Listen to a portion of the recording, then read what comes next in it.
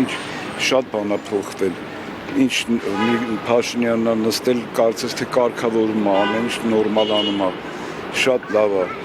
Շինարարություն, այն օրը տելևիզոր նայում էի,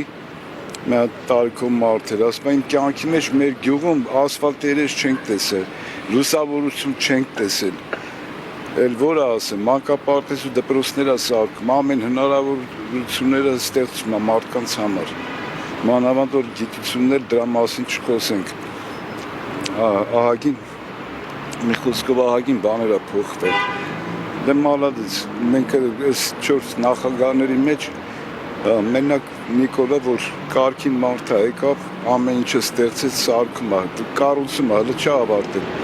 Հələ հակ շարունակի կառուցել, կառուցապատել, վերանորոգել, ամեն ինչ նորմալ է։ Դե ինչ ասեմ,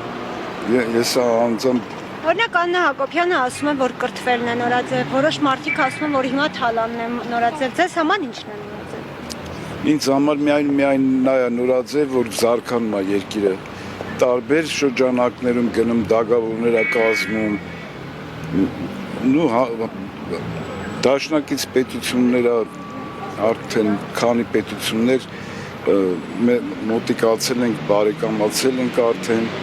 մեզ օգնում են հիմնադրամները